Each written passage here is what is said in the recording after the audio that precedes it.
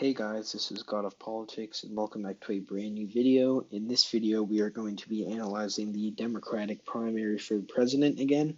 And as you can see from the title of this video and from what you're seeing right now, Bernie Sanders has been surging in the polls. You can see here after his heart attack, he went down to about 15%. Actually, what?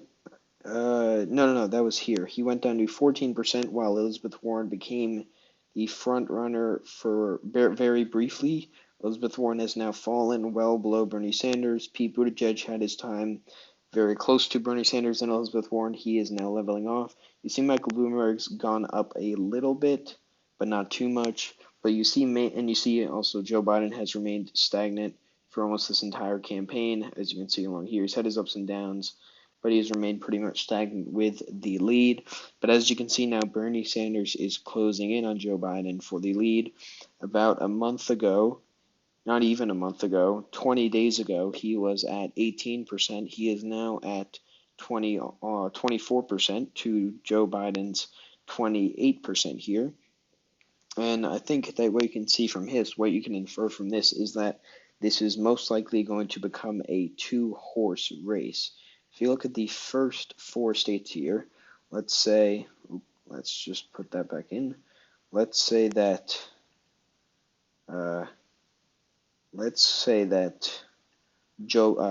Sanders is able to win Iowa, the state of Iowa. See if we give Bernie Sanders, if we go to the most recent poll here out of Iowa, we see that the poll has Bernie Sanders up by 7. This is a poll from Saturday, but then if we go to the poll from yesterday, we have a poll with Sanders up by 1, and then today we have a Sanders poll up by 9 and a Biden poll up by 6. So if we can give Bernie about 30%, give Biden about 10 delegates here, and then give Warren, we'll scrape her above 15. We'll give her 7 delegates. Also, we'll scrape Buttigieg above 15, and then nobody else will get 15%. That gives Bernie the lead in Iowa. We go on to New Hampshire here. New polls out from New Hampshire have shown that Bernie Sanders is up by 7 points. The new poll out today from the Boston Herald has Bernie up by 7 points, with Biden in a strong second, Buttigieg falling all the way to fourth, only at 10%. We also have another New Hampshire primary poll from yesterday with Sanders up by 5 over Buttigieg and Biden in third place. We had another one here with Biden and Sanders up by 9 points with Biden in second. So it looks pretty clear, as I predicted before, that Bernie is most likely going to win the state of Iowa. And based off of the results in New Hampshire, based off of the results in Iowa, it looks like this is going to become a two-horse race. I think Elizabeth Warren might scrape 15% in this, as she did in Iowa. And I think the rest of it won't go to anybody. But looking at this now, you see that Sanders has a lead here. After the first two states, I'm predicting that Sanders is going to have 20. Biden's going to have 16, Warren's going to have 11, Buttigieg is going to have 11. Then we go over to Nevada here, and we see there hasn't been too many polls from Nevada lately. I don't think there's been very many at all. Just look up the polls from Nevada. The most recent poll had Biden up by 1 over Bernie. I think that this will be about what the result is, but you could even see Sanders win the state. I think that Biden will get about 30% of the vote, I believe, at this point. Elizabeth Warren and Pete will start to fade. But I think that Bernie is going to make it close, having the momentum that he's had. I think they will just scrape 15% again, as they did. Actually, I don't think Buttigieg will scrape 15%, but I think that Biden will get this in his column.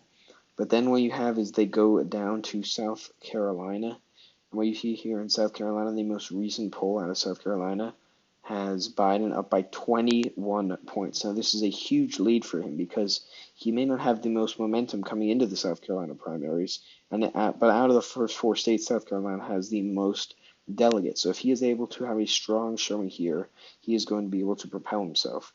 So we'll give Biden about 40% of the vote. And we'll give Sanders about 30% of the vote.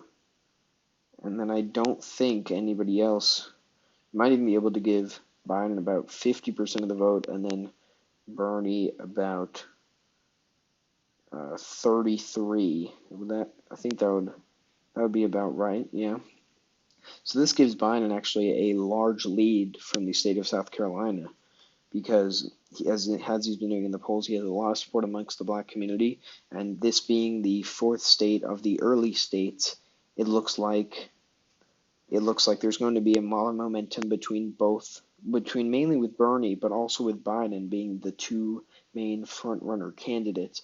I think that Warren and Buttigieg are going to fade. The only way I believe they can do anything is if they win Iowa. If Buttigieg is able to win Iowa, he might be able to do well enough in New Hampshire that he can overcome the losses that he is going to get in Nevada and South Carolina almost surely.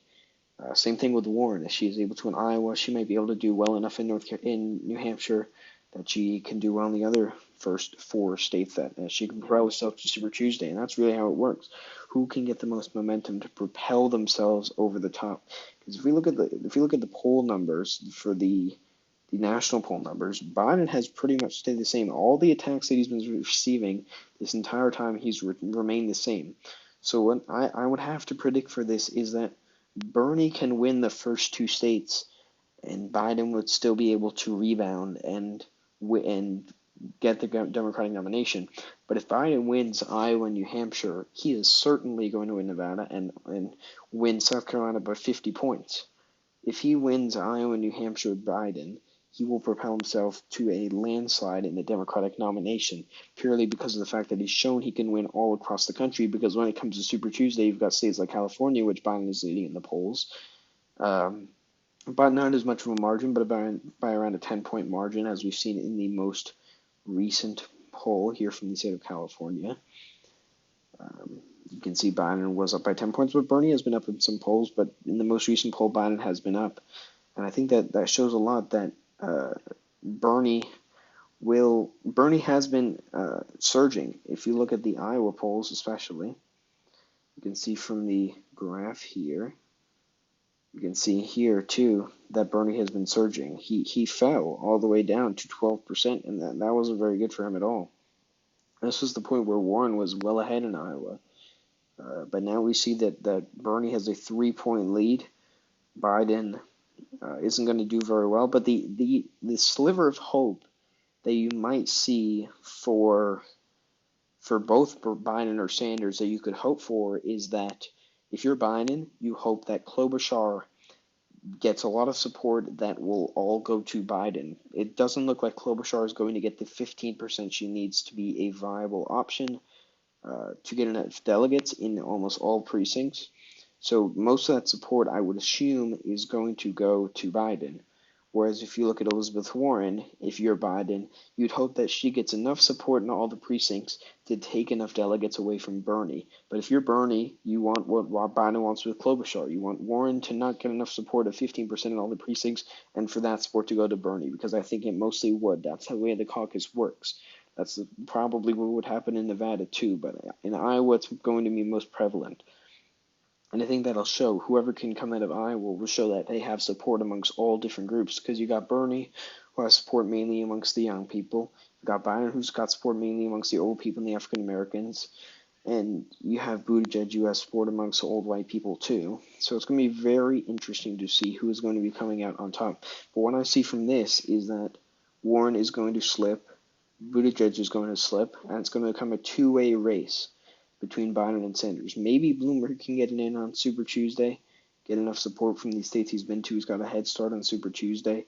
But really, I think it's going to turn into a two-horse race between Biden and Sanders, just because Biden's been stagnant, Bernie's been rising, Warren and Buttigieg have been falling. They haven't shown the spark that they need to win in Iowa, and I don't think there's enough time left to win in Iowa. And because of that, I do think that the first two states, Iowa and New Hampshire, will go to Bernie, and then the next two states, Nevada and South Carolina, will go to Biden.